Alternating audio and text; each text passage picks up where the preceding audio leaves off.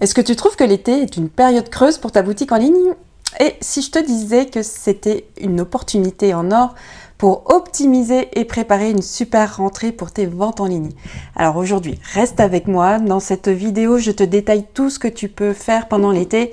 Évidemment, si tu n'es pas prise par les marchés estivaux. La première chose à faire est de recharger tes batteries. Oui, tu as bien entendu, la première chose à faire, c'est de faire une pause. Profite vraiment de l'été pour recharger tes batteries, passe du temps en famille, avec tes amis et déconnecte-toi un petit peu des réseaux sociaux. Bref, oublie l'algorithme Instagram au moins pendant une semaine. Si tu ne fais pas de pause, si tu fonces encore tête baissée pendant tout l'été, tu risques de cramer le peu d'énergie qui va te rester à la rentrée et on sait tous que la fin d'année est dense pour ton activité. Donc, fais une pause pour ton énergie, mais aussi pour retrouver de la motivation, de l'envie et rebooster ta créativité. Ceci étant dit, qu'est-ce que tu peux faire avec ta boutique en ligne? Pendant que tout le monde est en vacances, c'est vraiment le moment idéal pour travailler, avancer sur des sujets de fond que tu as peut-être délaissés depuis le début de l'année, tout simplement par manque de temps ou, disons-le aussi, par manque d'envie.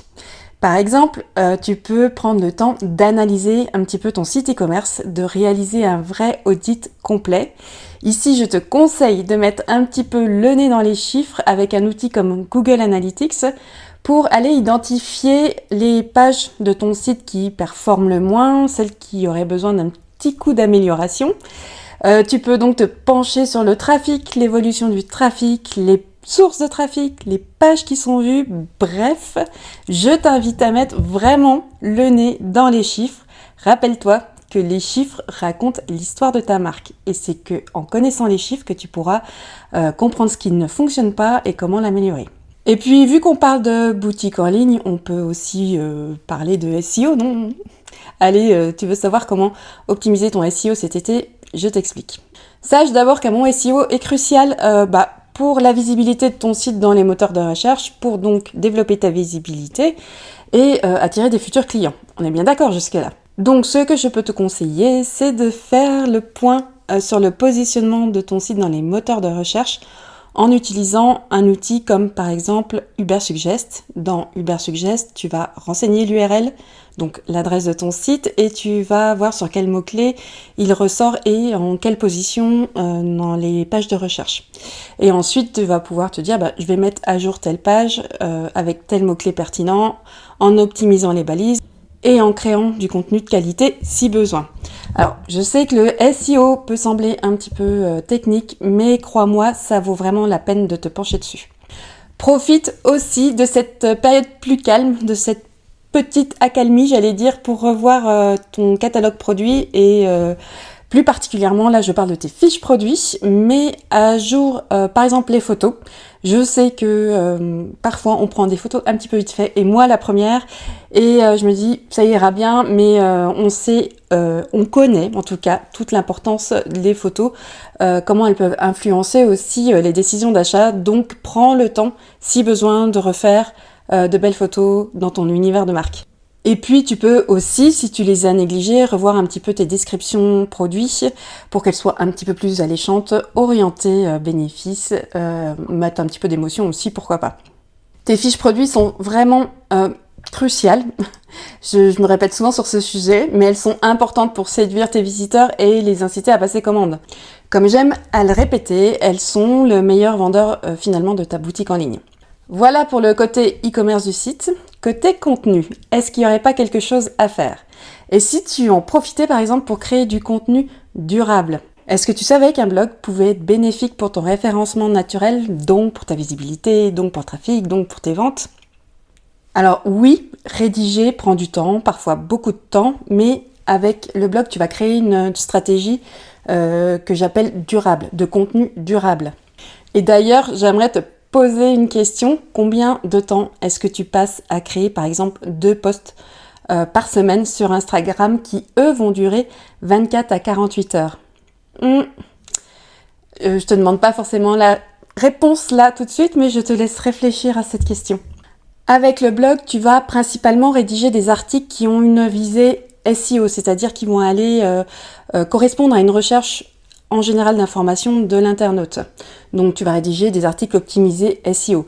Mais tu peux aussi très bien prévoir de rédiger des articles pour parler du ton processus de création, pour donner des conseils par exemple d'entretien de tes produits ou pour raconter des histoires inspirantes. C'est à toi de créer ta propre ligne éditoriale pour ton blog.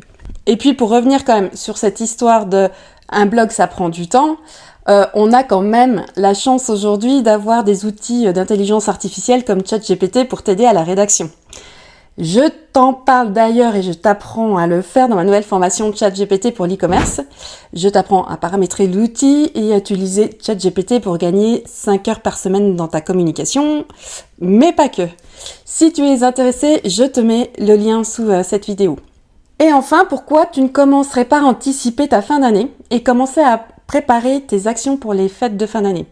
Les fêtes de fin d'année sont cruciales pour les créatrices artisanales, les e-commerçantes de manière générale, mais c'est aussi une période dense pendant laquelle tu vas certainement courir. Alors tu peux très bien commencer à te préparer dès maintenant avec, suspense, un rétro-planning. Il s'agit juste ici d'aller poser ta réflexion, d'aller lister toutes les tâches que tu vas avoir à faire, de la création de produits à la communication, et de mettre en face de chacune des tâches des dates butoirs. Comme ça, tu vas avoir un planning, un calendrier d'ensemble avec toutes les tâches que tu as effectuées.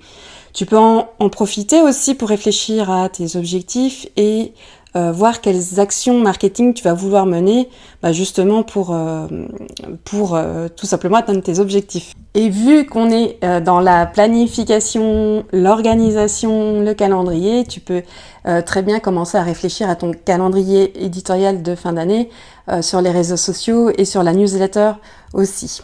Donc, en gros, sois organisé et prête à foncer peut-être dès septembre, octobre, novembre, quand là tu vas vraiment commencer à communiquer. Voilà, avec ces astuces un peu, j'avoue, sous forme de cahier de vacances, tu seras d'attaque pour la rentrée. En attendant, enfile tes lunettes de soleil, prends un verre de limonade ou de spritz, pourquoi pas. Et je t'invite vraiment à travailler sur ces sujets de fond qui sont souvent délaissés en cours d'année. N'oublie pas non plus de t'abonner à ma chaîne YouTube pour retrouver mes futurs conseils.